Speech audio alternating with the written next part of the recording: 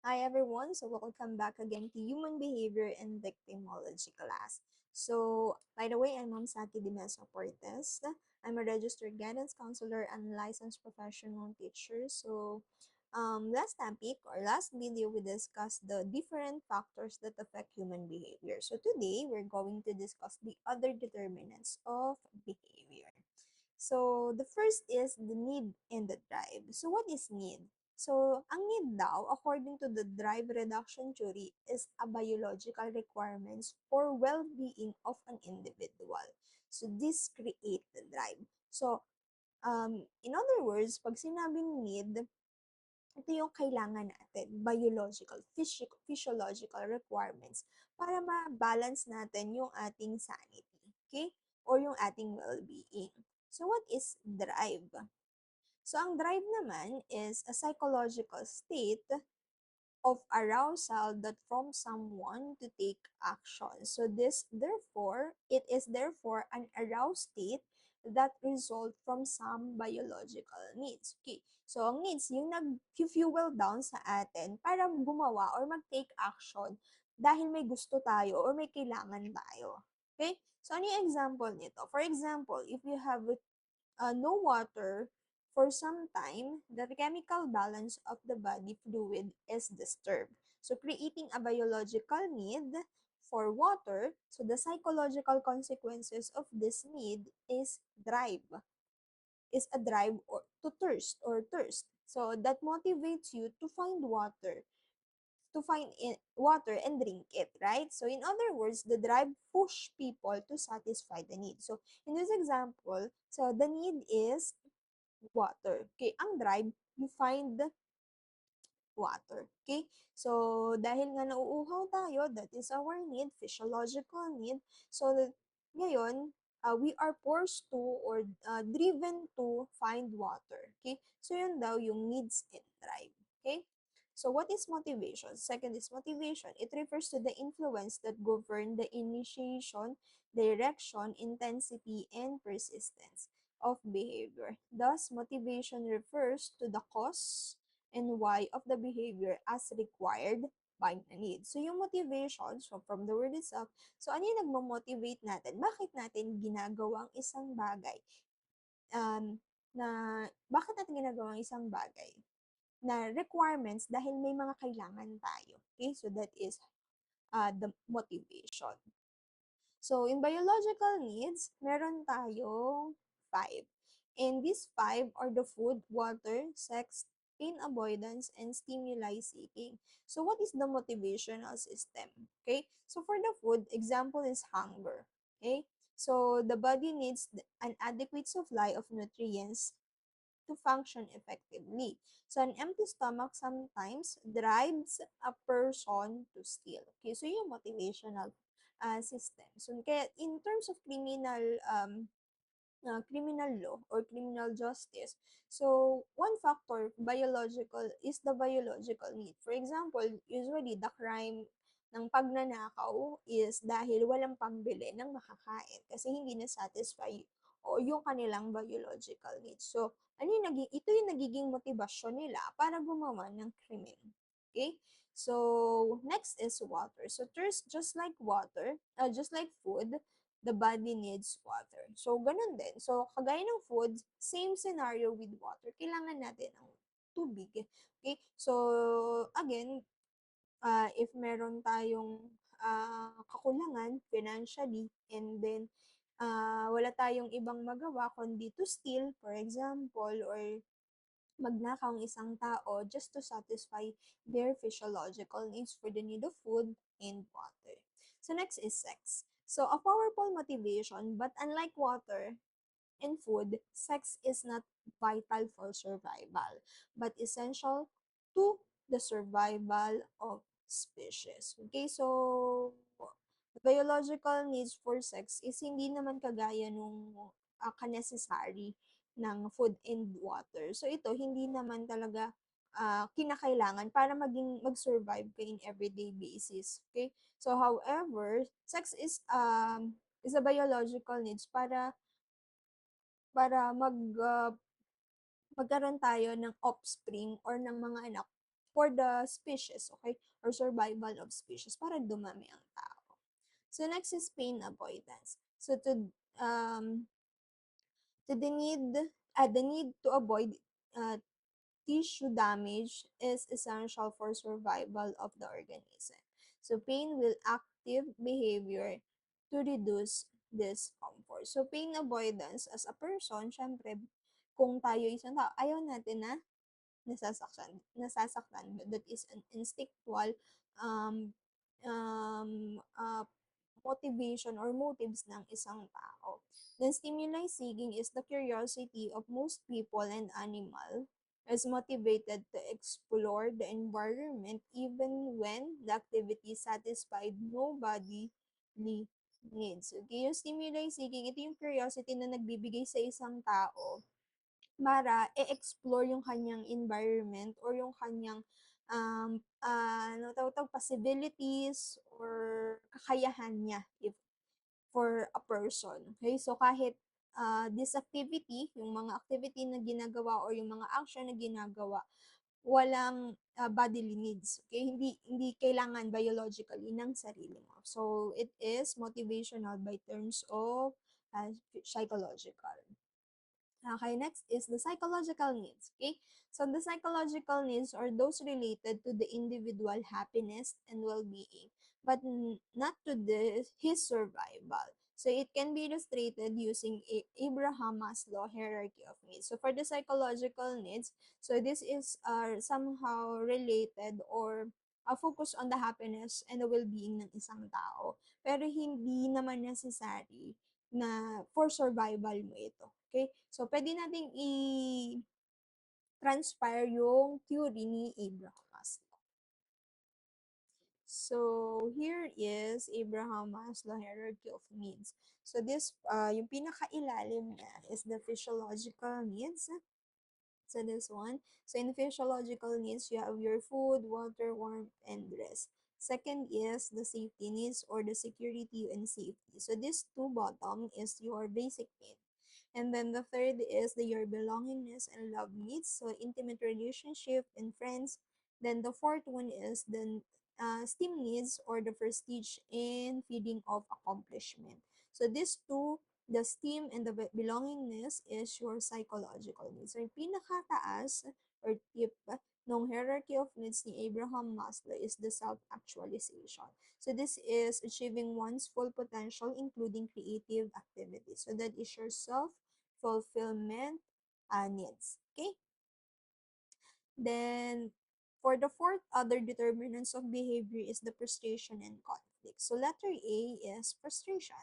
So refers to unpleasant feeling that may result to blocking of motive or motivation satisfaction in a form of stress, pwedeng maramdaman natin if nagkakaroon tayo ng frustration na magre-result into tension. So, this feeling is experienced when something interfere with our hopes, wish, plan, and expectations. Of course, kung yung mga plans natin, expectations, yung mga goals natin in life is hindi nagkaroon ng fulfillment, so we have this feeling of frustration that can be form of stress and tension. So, what is our source of frustration? So, meron tayong four. So, four source of frustration. So, first is the physical obstacle. So, drought, tagtuyot, typhoon, flat tire, kung naplatan ka man, that prevent a person from doing his plan or fulfilling his wishes. Okay, so that is the physical obstacle. So this, alam mo, nagkaroon ng sakuna or bigla kang naplata ng gulong. So this can be disrupted dun sa iyong mga plano or your future plan. Okay, so or wish to fulfill in. So kaya nagkakaroon tayo ng frustration. So that is the physical obstacle. So the second one naman is the social circumstances. When we talk about social circumstances, these are the obstacle through, okay, so through the restriction imposed by other people and custom and law of social being. So, nilalagyan ng parang boundaries or ng hadlang ng isang tao ang gusto mo or your wish. For example, bawal kang mag-boyfriend dahil nag-aaral ka pa, for example. Ay, hindi ka pwedeng ah, pumunta sa isang lugar kasi pinagbabawal ito ng inyong pamilya. So, that is the social circumstances. So, other people or pwede ding traditions or customs na kasanayan na or batas, pwede din, na binibigyan ng boundaries or ng line ng ang isang tao para hindi niya gawin yung kanyang yung mga hindi nararapat. So, for ikaw, for example, gusto mong gawin talaga, gusto mong mag-asawa, lumawa lang ha, gusto mong magkaroon ng asawa, may asawa ka pa.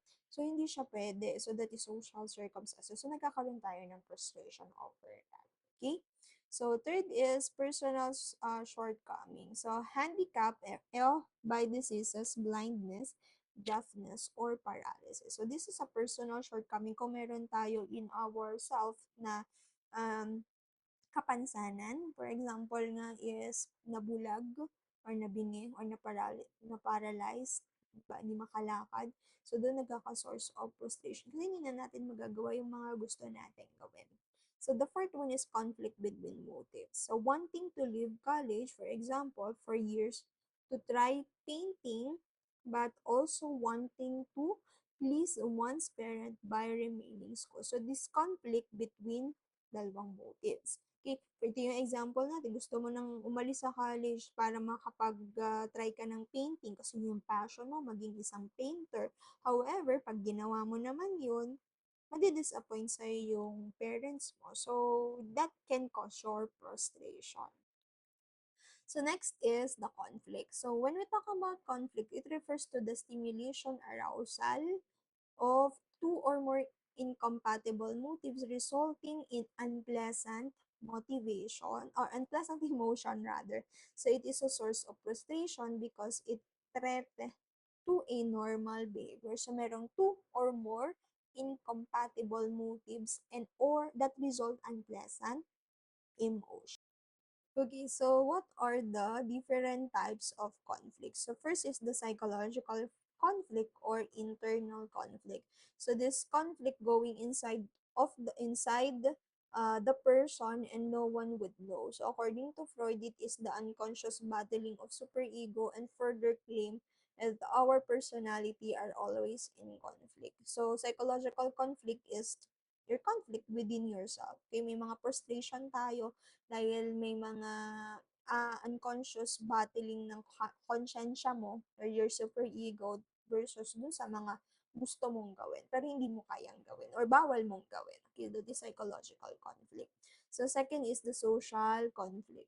So, for the social conflict, meron tayong five. Okay? So, first is the interpersonal conflict. So, conflict within yourself or with yourself.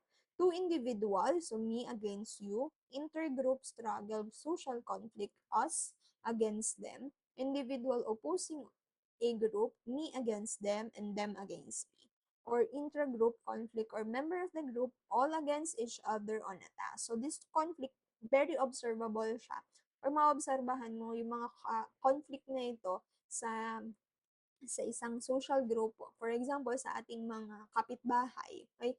So, merong pinagkakaisahan yung isang kapitbahay or if your classmate, parang tayo versus kay Maria, for example lang. For individual opposing group naman, me against them and then against me. Okay? So, meron kayong power struggle within yourself tsaka dun sa isang group.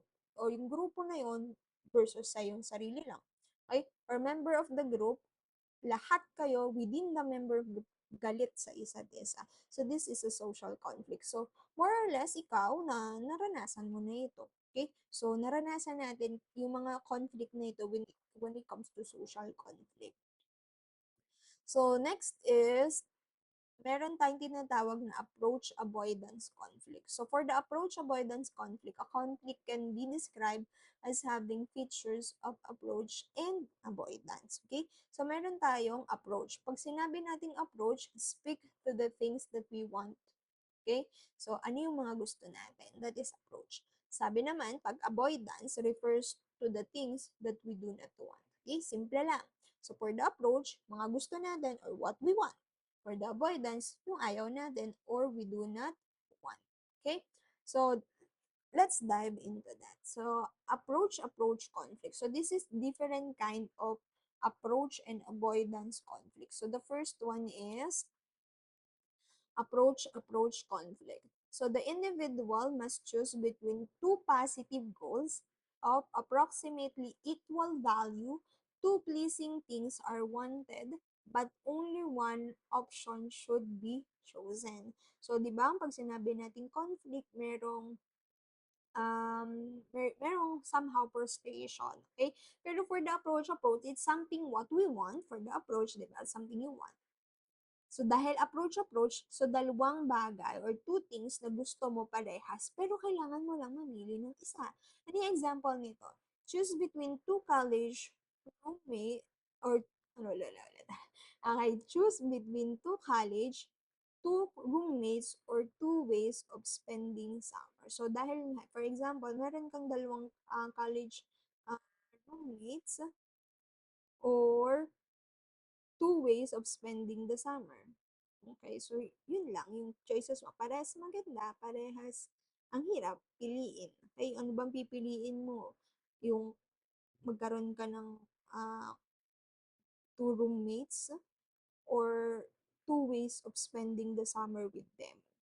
So, sino pipiliin mo sa kanila? Ganun.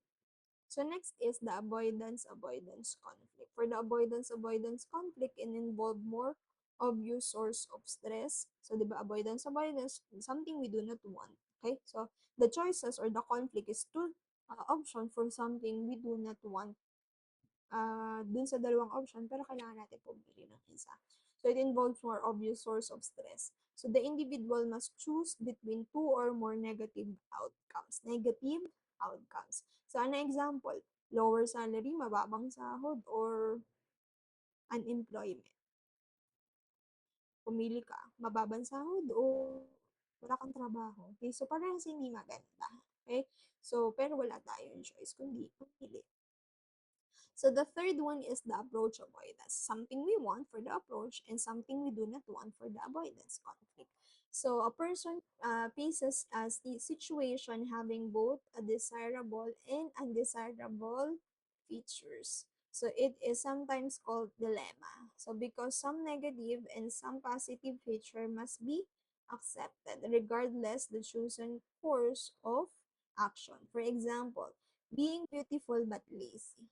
Okay? So, that is the approach. Maganda nga, pero tamad naman. Anong pipiliin mo dun? Okay? So, gwapo nga, pero ano naman, mabaho naman. Okay? So, matalino nga, pero maliit naman or panbagas or something like that. So, pwede may mga ganon or different situation na merong but or merong pinagkukunan ka or binibigyan ka ng negative connotation. Okay, so something positive is na along the side is may negative aspect. So the next is the multiple approach avoidance conflict situation in which a choice must be made between two or more alternatives, so each both positive and negative features. So it is the most difficult to resolve because the feature of each portion are often difficult to compare. Kasi nga, multiple approach and avoidance yung conflict. So, meron two alternative, different options. So, kailangan mong mamili doon. So the last one is anxiety. Okay, so this is the last determinant behavior. So it is an intangible feeling that seems evade any efforts to resolve it. So it's called neurotic fear. Okay, so parang meron kang problem, wala nang kalunos-lunos. So that is anxiety. And for most people, mahirap ito. Mahirap yung mga pinagdadaanan when it comes to uh, nakaka-experience ng anxiety. So that is also called neurotic fear. Okay? So matinding takot. Okay? So for other persons, sa tingin ng iba, yung problemang pinagdadaanan niya is madali lang na bakit mo problema yan. Pero for the person na nakakaranas nun, sobrang fear yung nararamdaman niya. So it could be intense and it could be low and can be motivating force. So, ano yung mga symptoms? So, there are different symptoms of anxiety. So, numbness and tingling. So, minsan nakakaranas nila ng numbness or walang pakiramdam or tingling sensation, dizziness, pagkahilo, chest pain, headache, neck tension here. So, stomach upset, nervous stomach, uh, pulsing into ears, burning skin, so mainit na pakiramdam, fear of impending doom, so pakiramdam mo katapusan na ng mundo. So nausea, susuka ka, shortness of breath or breath, so parang kinakapos yung iyong hininga.